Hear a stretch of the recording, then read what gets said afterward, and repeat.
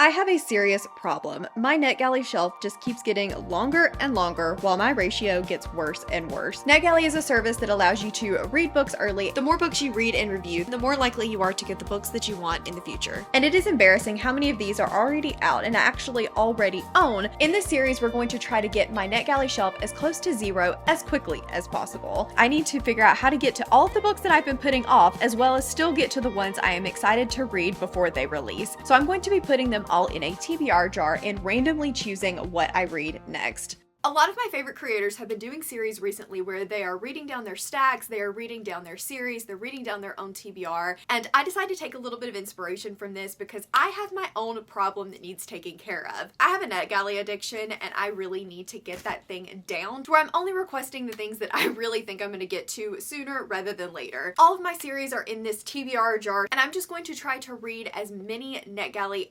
arcs as possible. I will be honest, there are some books in here that have been out for an embarrassingly long time, so we're not gonna talk about that. We're gonna get it read down and then we're not gonna have this problem again. So let's see what my first book is gonna be. There's a lot of different things in here, things that I want to read and things that I am not super interested anymore, so that's slightly terrifying, but let's see what we get. The Gods Below. This one's actually perfect because it actually came out not too long ago. It was a book that I actually think was on my October TBR, so it's absolutely perfect timing. It's not short, it's a little bit of a chunky boy, but it's an author that I've read and enjoyed from before, so I'm excited to get started. So I just want to take a quick second to plug the amazing creators that helped to inspire this video. The first video like this I ever saw was Becca's Shelf It or Scrap It, and I love it so much. I love seeing how she's going to pick her books, what she's going to get rid of, how she's going to get them on her shelves. I love her intro for it. I think it just really sets the scene, and I love seeing how many she's gotten rid of and how much she has left to go. Cassidy also did something very similar except with series recently with an amazing intro as well that I loved. Lexi's done one, Mel Reed's, Riley Marie, so many amazing creators have done videos that I adore. So I will leave all of them down below. You guys should absolutely go check out their videos because they are incredible, amazing, and this video wouldn't be here without them. So please, please, please go check them out. I am really enjoying The Gods Below so far. I'm only 10% of the way in, but there's been some intriguing things happening. Basically, this is a world where humans destroyed it and they asked the gods for help remaking the world, and every god said no except for one. And in order to keep the world revitalized, keep the world living, there's something that happens called the restoration, which basically comes in, swipes out half of the population. Some people die and some people get remade into something different. We're following two siblings. At the time of the event of a restoration, one of the siblings makes it and one of them gets remade into something different. And I'm just very intrigued on how this world works so far. I want to know more about the gods. I want to know more about the history of the world and what the heck this restoration is and what they turn into, because she basically grows like horns and it's just really weird. But I'm also like, tell me more. I like a good sibling dynamic and I like a good like revenge looking for the sibling type trope. So I think that that will really work for me. It's definitely got a very easy writing style, but it is a little bit more dense than what I have been reading recently. Not dense for epic fantasy at all, just more dense than what I've been reading recently. I know that I like this author's writing style. I read The Bone Shard Daughter by her. I really enjoyed the first book in the series. I thought that it had such a unique world and unique idea with this bone shard magic, but then the execution for the rest of the series didn't work out as well for me. So I'm really hoping that this does not do that. I want a really cool world, but I need the execution of the longevity of the plot to work for me. So fingers crossed that this works a little bit better in the long run, but so far it's got the really unique world down. I've made it to halfway into The Gods Below and I am still enjoying this, but not quite as much as I was at the beginning. I'm really enjoying learning about the history and how the gods were basically cast out, what the new god is doing, what the humans did to the world. I think all of that is really interesting. I like that our siblings are on opposite sides. It reminds me a little bit of Ashes of the Sun in that way, and so I'm really enjoying that. We have one sibling that is a part of the god killers working for the only god they're allowed to work worship. And then we have another sibling that is part of the like rebellion side of things, and we're learning things about the magic from that side. And I'm liking those two juxtapositions. I think part of what I'm struggling with at this moment is the pacing does feel relatively slow. And I think the reason for that is we've got our two main points of views, but then there is a male narrator that is coming in for multiple other points of views. We've had, I think, 3 to 4 so far that are not our two main siblings, and they're doing things either in this distant past or they're off in like some other part of the world, or one of them actually is kind of in line with the POV from one of the sisters. But it just feels like they're so sprinkled in that I'm not able to get invested in them. And I'm like, okay, well, what's going on with the sisters? But then the sisters' POVs drag a little because some of this information I actually really want from those other POVs. I'm struggling a little bit. There's always, when it's a multiple point of view story, you liking one probably better than another, but I'm finding myself not attached to anyone because of that at the moment. But I am, like I said, about here. So I definitely have a ways to go. I hope we get more information into the magic system and it becomes even more intricate and cool, because after that initial like here's what we're working with, I don't really feel like we've gotten a lot of depth into it, and it feels not as fun, not as unique as it was before, which is one of the main things that I was looking for out of this story, because the Bone Shard daughter did that so well. I was anticipating this to have a super intricate and cool magic system, and right now it's interesting, but it's not as cool as it was in the Bone Shard daughters. I do like the gods. I think that's kind of cool. I want to know more about the gods because I don't feel like I'm learning enough about that right now, and I'm rambling. So I'm gonna go. I'm gonna read some more of this, and I'll check back in probably when I'm finished with it, unless something just jumps out at me in the meantime. So I don't know if you guys are familiar with the show From. It's on MGM. You couldn't really get it anywhere else. I think it was on Amazon Prime a while ago, but I want to say now that the 3rd season's out, it's only on MGM. This show is incredible. It's basically about these people that get stuck in this town and they cannot leave, and at night monsters come out to kill everyone. So it's definitely very horror. It's from the creators of Lost, so it's super twisty. But I just watched the first episode of season 3, and I am not okay. I'm not okay. Most of you are not gonna have any idea what I'm talking about, and that's completely fine, but like, I cried so hard and like had to just sit here for a minute and did not want to move on. Because like, what just happened? Okay, I'm gonna try to collect myself. I might continue on into season 2. I'm supposed to be reading. I only have like an hour left of The Gods Below, so I should be reading, but like, how? I don't know whether to now just binge all of season 3 that's out, or whether I want to and never watch this show again. Let's chat final thoughts on The Gods Below. I ended up liking this one, but didn't love it. I thought that the world building was interesting. I liked that there were different levels of ether and how you were able to absorb that or draw ether in, and the gods' dynamics I thought was interesting. The magic system reminds me just a little bit of the Along the Razor's Edge Eska from Rob J. Hayes, because you swallow something to gain magic. So it reminds me just a little bit of that. Not exactly, but it does remind me of it enough. I enjoyed that. I think that Andrea Stewart does do a good job with her magic systems. I think that she knew what she wanted out of it. I wish it had been a little bit more intricate. I wish that we had been able to delve into it a little bit more than we did, but hopefully that's coming in the future. I really wanted to know more about the gods and kind of how that backstory happened, how the war happened. We have a little snippet of it, but we really don't go into any detail, and I just wanted to know more. I think where this book really struggled for me was in the characters, though. I just never really believed anything. I was never in it, and I don't think any of these characters are going to stick with me. The two siblings, the sisters, we were supposed to believe that the elder sibling was doing all of this for her sister, and she could not wait to get back to her sister, and we were told that over and over and over again, yet I never felt it. I kept being told it, but I was like, I just don't feel it. Then we had 3 other points of view, and I just felt like they weren't balanced very well between the two main siblings. There was a love interest, which just felt like she was there to be the sapphic love interest. And I love a sapphic romance. I'm glad that it was in here, but I needed her to have a little bit more agency outside of that. And then I also felt like the 2 male points of view, one of them I liked because it was the past, but I needed more, and one of them in the present, I was interested in it, but we didn't get enough of it for me to really care. So I didn't love how many there were and how they were balanced. I think my main issue in this is just that I was not as invested as I wanted to be. So I think I'm going to give this a 3-star. It wasn't a bad book. Is it a book book series that I will continue. Maybe. It really just depends, I think, on how book 2 reviews go, because I didn't dislike this, I just never felt in it. So that is the first Net Galley book down. Let's go write the review, and then we'll come back and figure out what book I'm going to be reading next. Oh my gosh, this thing is getting so big. It is already so huge, and I'm only in May.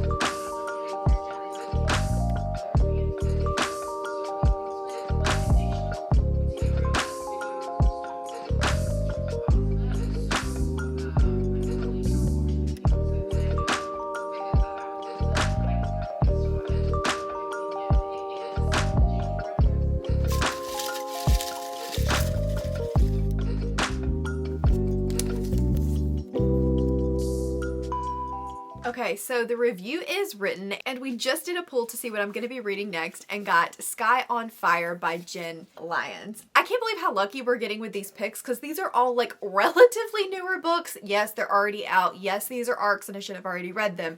Don't come for me. That's the point of this whole series. But I am glad to see that I'm getting things that I've been interested in more recently, just to kick this off and get our momentum going. Jen Lyons is an author that I really enjoyed when I read The Name of Kings.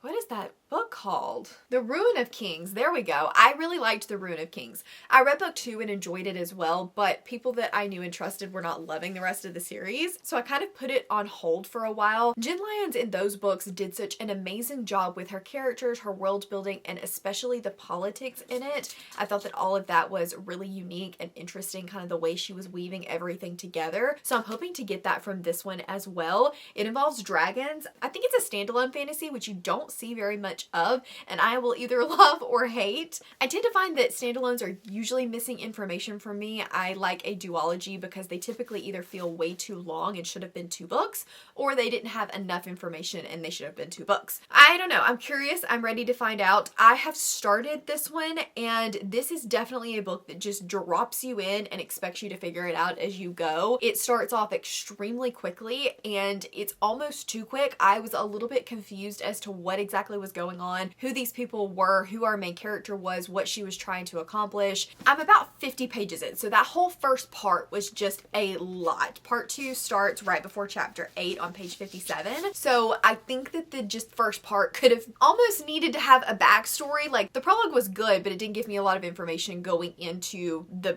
first chapter. But I did like it. I was intrigued by it. I like Jen Lyons' writing style. I think the audiobook is well narrated, but I may have to put the audiobook down and read this physically to try to get my bearings, because a lot happened in those first 50 pages. But now that we are kind of getting into the second part, it feels more like we're getting into the meat of the story. This is following Anna Rod, and Anna Rod's just trying to deal with survival. She's forging her way through the harsh jungles of the deep, which is where the story starts off, with her Titan Drake by her side. I love a good animal companion, and I thought that that was well done, but it felt a little bit rushed to me. But she ends up getting rescued and brought to the mayor, who is going to help her escape, and she's really confused by this because she is wanted. Nobody knows who she is, and so she's just trying to get out of there in one piece, and that's kind of where I left off in the story. So I'm curious. I want to know more about these dragon riders. I want to know more about who she is and what she did to be on the run from the crown, but I do wish that it would slow down just a little bit and give me some more of that like richness and backstory. Finally finished with The Sky on Fire, and I will admit that it took me far too long to finish this. I actually got to about 85% a few days ago, and for some reason have just not been wanting to pick up the last little bit. I think that this book does a lot of things well. I liked the writing. I really liked the ideas in this. I liked the characters. I liked the way that she handled sexuality. I think that the garden rings and stuff could have probably been taken out. They really didn't seem to add a whole lot to the story and put a few too many labels on things, but as a general rule, like, I love the way that she incorporates everything into her books. I loved the animal companions and kind of the hoarding and bringing in those familiar dragon tropes while also making things very different, them all talking to one another. I thought that this book did a lot of things really well. However, I felt like a lot of this just was way too rushed. We never got to dig our teeth into anything, and so it made me care less by the end than I normally would have. I'll say the very ending, like 60 to 80% mark, I was having a good time with, I was vibing, and then we just set back off at that breakneck speed again, and I was like, okay, while I'm interested, it's less for me to fully feel invested in, and so I did struggle a little bit with that. So I think in the end, I'm gonna give this one another 3.5. I liked it, but I didn't love it as much as I would hope to.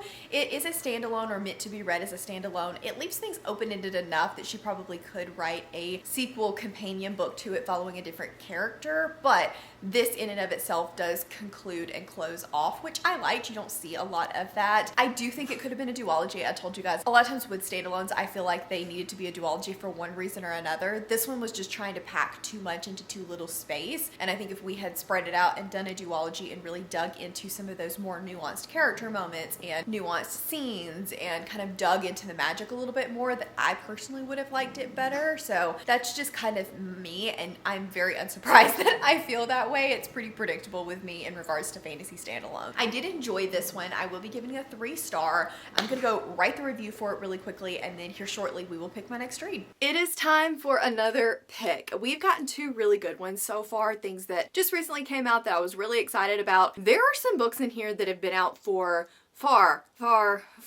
too long. So I don't know what we're gonna end up with next. We've gotten way too lucky to end up lucky for a 3rd time, but let's just see what happens. Okay.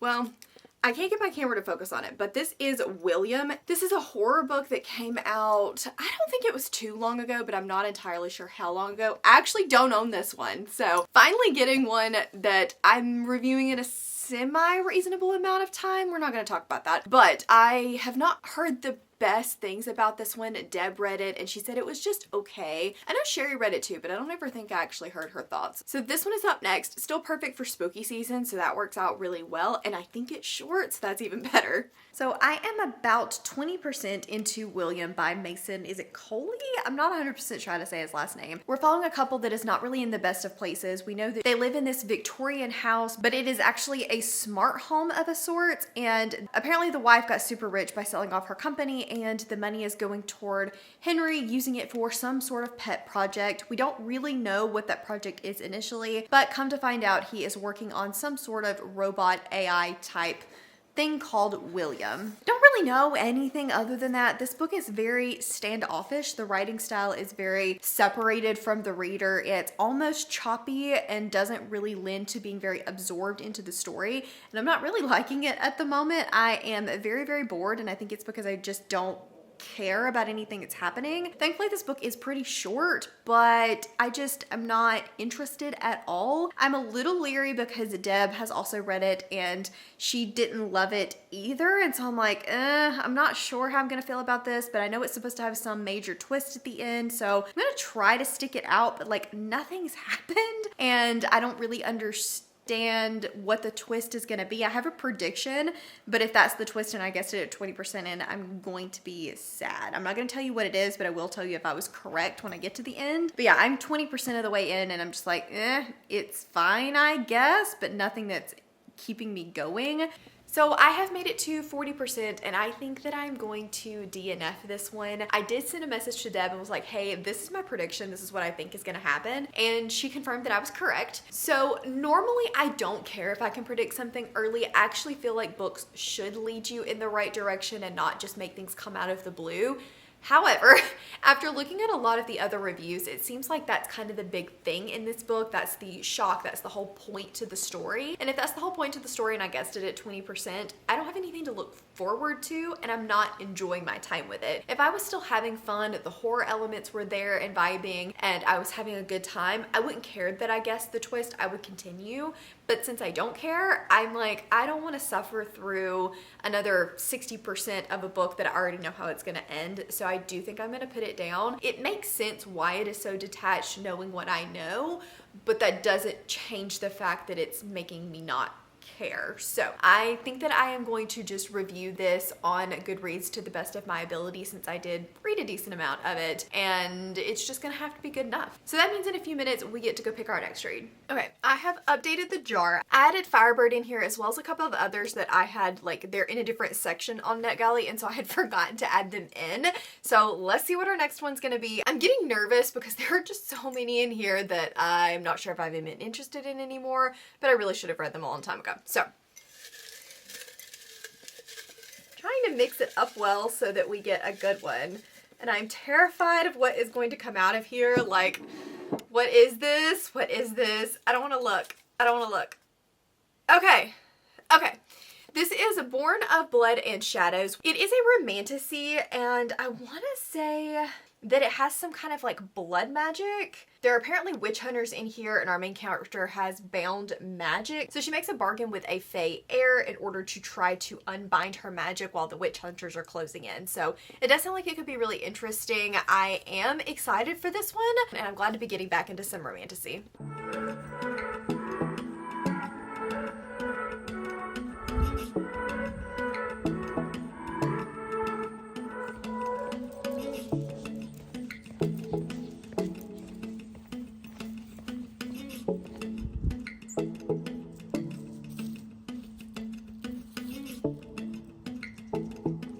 I made it to 25% of Born of Blood and Shadows, and this one is following Amorous. She is a witch, and in this world, witches only have control over one element. The fae had control over all of them, but witches have been hunted down to extinction, and she and the woman that is raising her are the only two witches left in the world. Her parents were burned at the stake, and they sacrificed themselves in order to save her. She comes upon a shipwreck one day and finds a fae. In order to get her to save his life, he does agree to teach her all of the magic and seals himself into a bargain with her. That's all that I've gotten into this so far, and I feel kind of mixed on it at the moment. The writing is not my favorite, although I can't really pinpoint what it is. My main issue with this one at the moment is just she's already less than 100 pages in, not like other girls, and it's a little bit frustrating because it doesn't feel like there was any normal lead up to it. It's just like he meets her, he calls her by the old Fae Queen's name, and then suddenly it's like, oh yeah, there are no more witches left in the world, and there are restrictions on all witches except for you. You're special, and it's just because you look like this one chick. And I'm like, no, I'm not loving that. So I wish that there had just been, I don't know, a little bit more lead up to that, if it felt a little bit more natural maybe, or if we had more reasoning than you just look like somebody, or there were other people. I don't know, but it just doesn't fit everything that you've been harping and telling me that witches can and can't do. So it's like, what's the point in making them have restrictions if you're gonna immediately get rid of those within the first 20 pages? I don't love that, but at the same time, it's, I'm assuming, a catalyst for the rest of the plot and is likely not going to make as much of a difference once we get into the story. So I am gonna continue on. I don't really have a good sense of either of the characters yet. They don't really have a lot of personality. They're just kind of existing in this setup. So I'm excited to hopefully dig into them a little bit more and get some banter. You know how I love some good banter. So I'm hoping that that ends up being the case. He's very grumpy, and it seems like he could be a very, I don't want to mentor you kind of thing. And she's a little like, well, you're going to because I'm the boss kind of situation. So I think I could vibe with that. I just hope that she really leans into that and gives us some great banter. I really wanted a win, and I thought this was gonna be it. The Goodreads review said that if you love anti-heroes, enemies to lovers, found family, the vibes were gonna be good, and I'm seriously considering DNFing Born of Blood and Shadows. I just am not vibing with this book, and I don't really understand the reviews. Normally, I'm not the type of person that goes and looks at other people's reviews, but I saw the 4 point something and I was like, okay, why am I the only one? Like, is anyone else feeling this way, or am I completely crazy? The consensus is I may be completely crazy, but it's just not any of those things. books. We have two main characters with absolutely zero chemistry between one another. They also don't really have any chemistry by themselves. Aramis's entire personality is that she is out for revenge and she doesn't need a man and she can like defend herself, which is great, but it is so one-dimensional that she has nothing else to her personality. And he's just kind of brooding and existing and just lets her run all over him. And I don't really get that dynamic. It's just not a good like banter fun-filled time.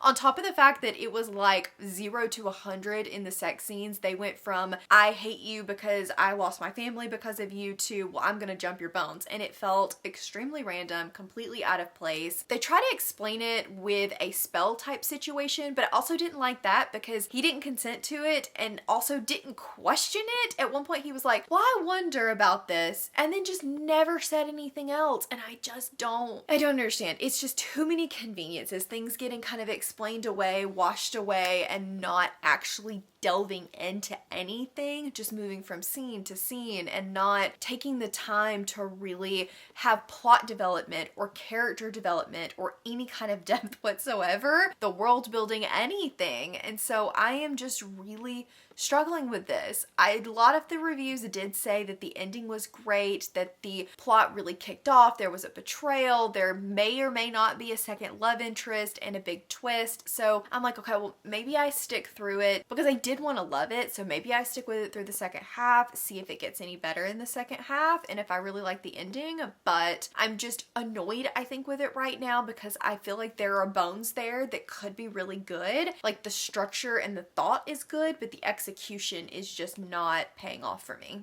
I finally finished Born of Blood and Shadows. Yes, I finished it, and I do think that the second half was better than the first half. I still did not love it, but I think that the characters had a little bit more agency, a little bit more self-awareness. I still feel like they were relatively one-dimensional, and Xander and Amaris had no chemistry whatsoever, but we were introduced to another character in the second half, and he was definitely a lot more interesting for me. I was glad to kind of add him to the page because he was a different character, somebody that had something going on. And I did like reading about him. He was the anti-hero, so I did definitely like reading about him. But all in all, I just stand by the fact that this book was convenient and repetitive and tropey and just really not for me, unfortunately. I don't have a whole lot more to say on it. It was not my favorite romantasy. I will not be continuing on in the series, but I'm glad that I read it because it was one that I was really interested in, and I'm just sad that it didn't work because I was really excited for it. So I think I'm gonna give it like a 2.5 star.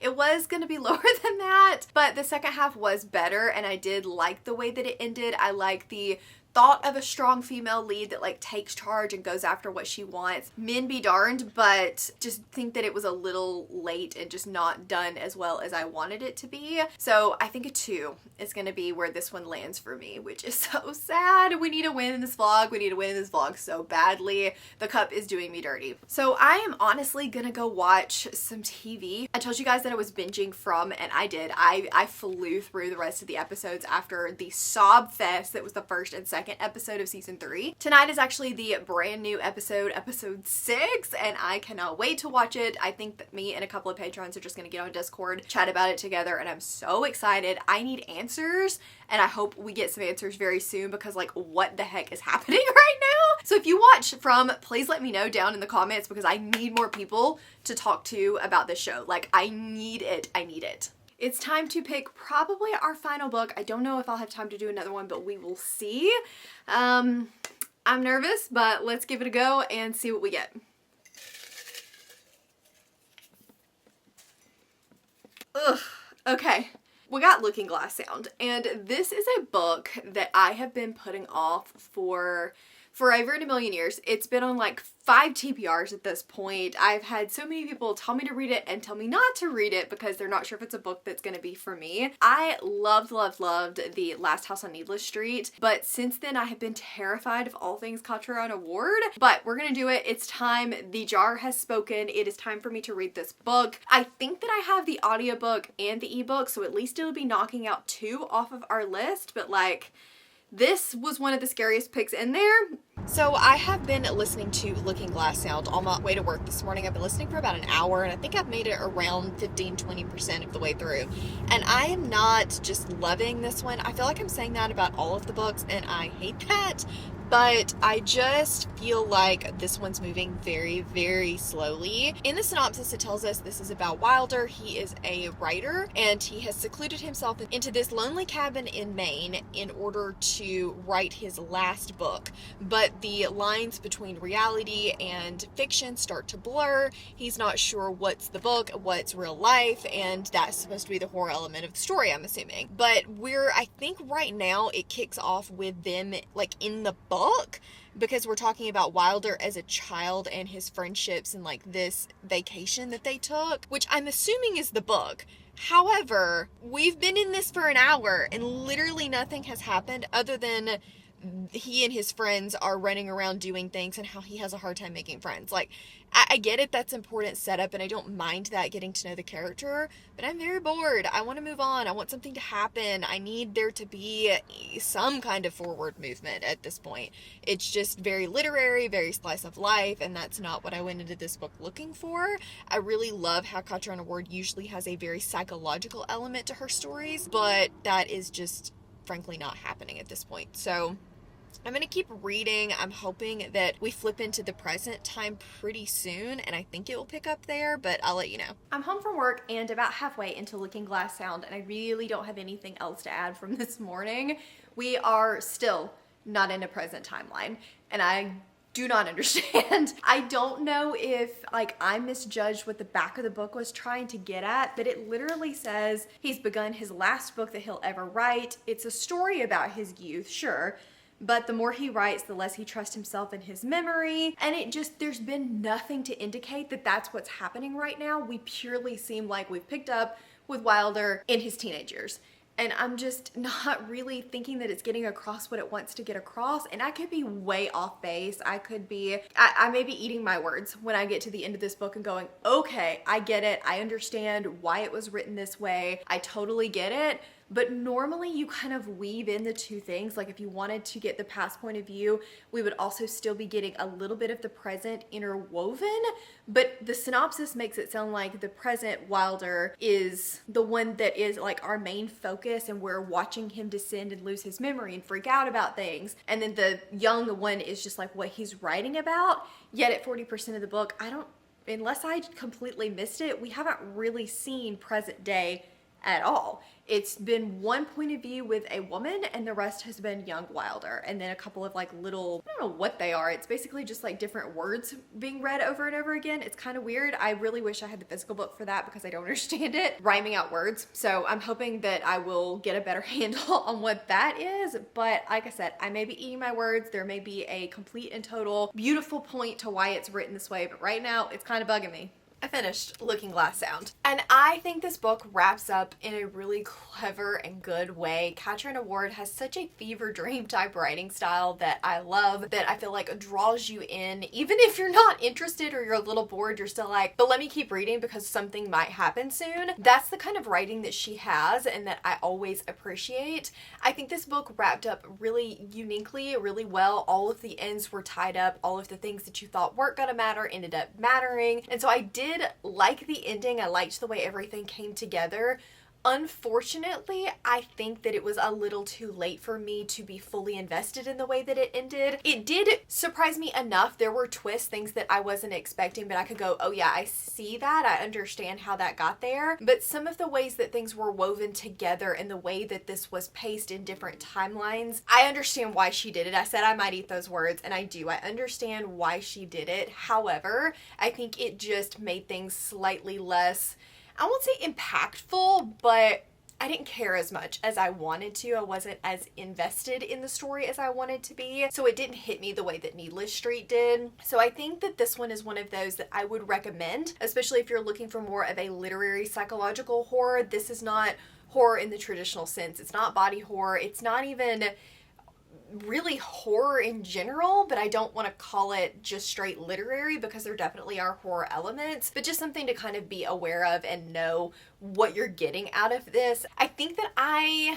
I don't know what I'm gonna rate this. I think I'm gonna settle on like a 3.54 star because I do appreciate what it was doing. I just think it took far too long to get there. The beginning was very slow and methodical, and again, I understand why it was done that way. I think that the synopsis was a little misleading, but it did make things less, I don't know, invested for me, if that makes sense. So this one is a wrap. I'm gonna go write the review for this really quickly, and then we'll chat about how many books I am down to and where this vlog stands before going into episode 2. That is a wrap on this first episode of Read or Rejected. Thank you guys so much for hanging out with me. We actually did pretty well in this episode because I had a couple of books that had both an ebook and an audiobook, and we managed to get through quite a few. I managed to get down to 7 of the original 55. Of those original 55 though, I did go back and look at my archived before downloaded and just books that I generally wasn't interested in. And so there were a few of those that I didn't get downloaded before they were archived that I did not own or could not easily get or just wasn't interested in anymore. And then there were also some that I just flat out do not want to read anymore. But of those, there were 13. So subtracting the books that I read in this vlog and the ones that I'm not going to be giving feedback on, I now am down to 35 books, you guys. 35 books. That is incredible. Definitely way better than any of the future episodes are going to be, so don't get used to it. But it is nice to see that number shrink a little bit and have one less flip to the next page on my Net Galley list just taunting me. So we're getting that ratio up one book at a time, and I now have 35 books that I need to get through.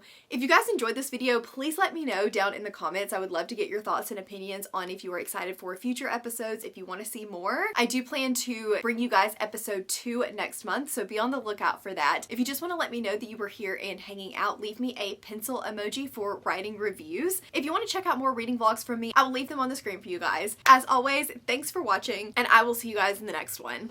Bye!